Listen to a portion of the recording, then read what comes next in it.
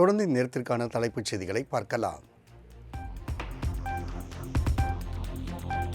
நெல்லை மனோன்மணியம் சுந்தரனார் பல்கலைக்கழக பட்டமளிப்பு விழாவில் 3வது இடத்திற்கு தள்ளப்பட்ட தமிழ்த்தாய் வாழ்த்து. தமிழ்நாட்டில் நடக்கும் அரசு விழாக்களில் தமிழ்த்தாய் வாழ்த்துக்கே முன்னுரிமை அளிக்கப்படும் என அறிவிக்கப்பட்ட நிலையில் வந்தே மாதரம் பாடல் முதலில் பாடப்பட்டதால் சர்ச்சை.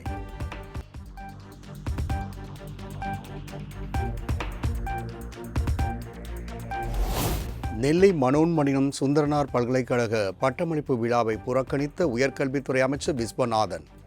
நிர்வாக காரணங்களுக்காக அமைச்சர் பட்டமளிப்பு விழாவில் பங்கேற்கவில்லை என துணைவேந்தர் விளக்கம்.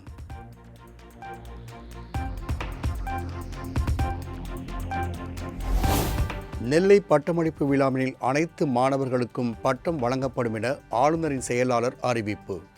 மாணவர்களின் தொடர் போராட்டத்தின் எதிரொலியாக ஆளுநரே எல்லோருக்கும் கைப்பட பட்டங்கள் பதக்கங்களை வழங்கினார்.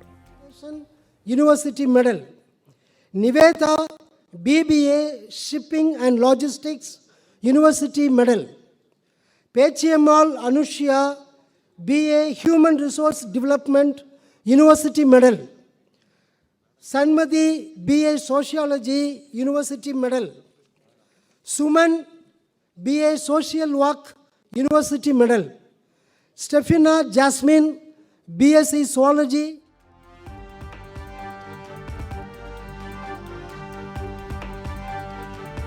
தமிழ்த்தாய் வாழ்த்தை 3வதாக பாடப்படுவதை அனுமதிக்க முடியாது என அமைச்சர் CTR நிர்மல்குமார் பேச்சு. நெல்லை பட்டமளிப்பு விழாவில் தமிழ்த்தாய் வாழ்த்து 3வது இடத்திற்கு தள்ளப்பட்ட நிலையில் கருத்து.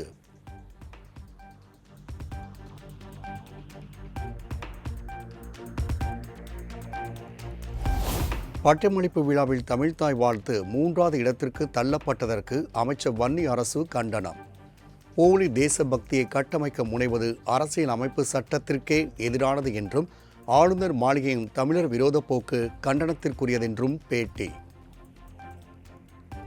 பின்னுக்கு தள்ளி வந்தே மாதரத்தை முன்னுக்கு கொண்டு வருவது என்பது தமிழ்நாட்டையும் தமிழ் மக்களையும் அவமதிக்கிற செயல். பாஜக RSSஆல் இயக்கப்படுகின்ற ஆளுநர் மாளிகை இதை திட்டமிட்டு செய்கிறது. இதை ஒருபோதும் தமிழ்நாடு ஏற்றுக்கொள்ளாது, தமிழ்நாடு அரசும் இதை ஏற்றுக்கொள்ளாது. இன்றைக்கி அவர்கள் வந்தே மாதரம் பாடுறாங்க அப்படின்னா அரசியலமைப்பு சட்டத்துக்கு எதிராக தான் அவங்க இதை திணிக்கிறாங்க.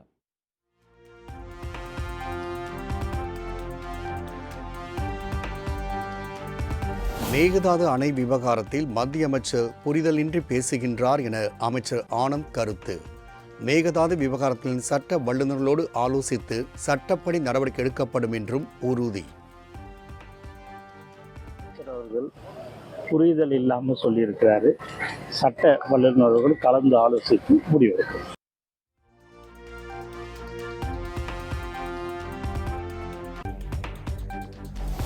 மேகதாதுவில் கர்நாடக அரசு அணை கட்ட விடமாட்டோம் என அமைச்சர் செங்கோட்டையன் திட்டவட்டம். அணை கட்டுவதற்கு ஒரு செங்கல் கூட எடுத்து வைக்க முதலமைச்சர் விட மாட்டார் எனவும் பேட்டி.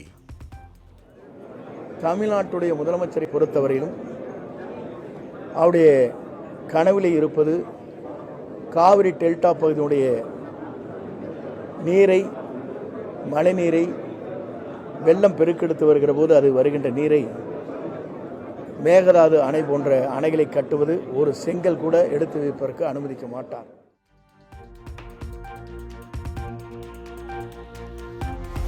தமிழ்நாட்டு விவசாயிகளின் உரிமைகளையும் நலன்களையும் மத்திய அரசு புறக்கணிப்பதாக வீத லீடர் இயக்கத் தலைவர் அண்ணாமலை கருத்து.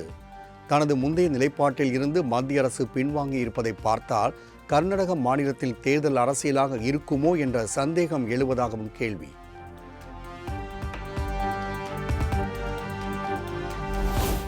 எதிர்க்கட்சித் தலைவர் உதயநிதி ஸ்டாலின் தலைமையில் இன்று காணொலி காட்சி மூலம் திமுக எம்எல்ஏக்கள் கூட்டம். பட்ஜெட் கூட்டத்தொடரில் திமுக எம்எல்ஏக்கள் எழுப்ப வேண்டிய கேள்விகள் குறித்து முக்கிய ஆலோசனை நடத்தவுள்ளதாக தகவல்.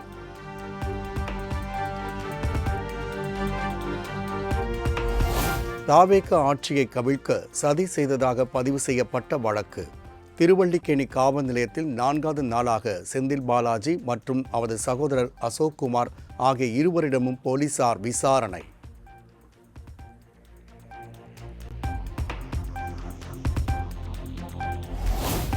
சென்னை தலைமைச் செயலகத்தில் நேற்று போராட்டம் நடத்திய விவசாய சங்கத்தினருடன் அமைச்சர் வினோத் சந்திப்பு. ஐயா கண்ணு உள்ளிட்ட விவசாய சங்க நிர்வாகிகளோடு வேளாண் துறை அமைச்சர் வினோத் பேச்சுவார்த்தை.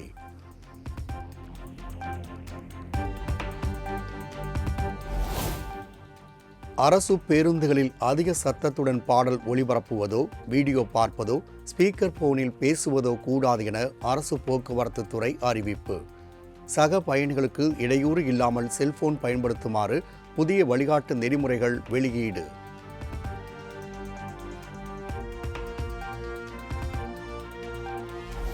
பழனி கோவில் நில மோசடி தொடர்பாக சார் பதிவாளர் ஜஸ்டின் மணிகண்டன் 2வது நாளாக சிபிசிஐடி அலுவலகத்தில் ஆஜர். திண்டுக்கல் சிபிசிஐடி அலுவலகத்தில் ஆஜராகி விளக்கம் அளிக்க உள்ள நிலையில் இன்று மாலை வரை விசாரணை தொடரும் என எதிர்பார்ப்பு.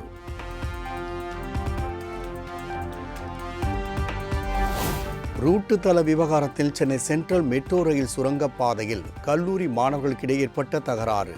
2 பேரை ஓட வெட்டி கொள்ளை செய்ய முயன்ற வழக்கினில் பச்சையப்பன் கல்லூரி மாணவர்கள் 3 பேரை கைது செய்த காவல்துறையினர்.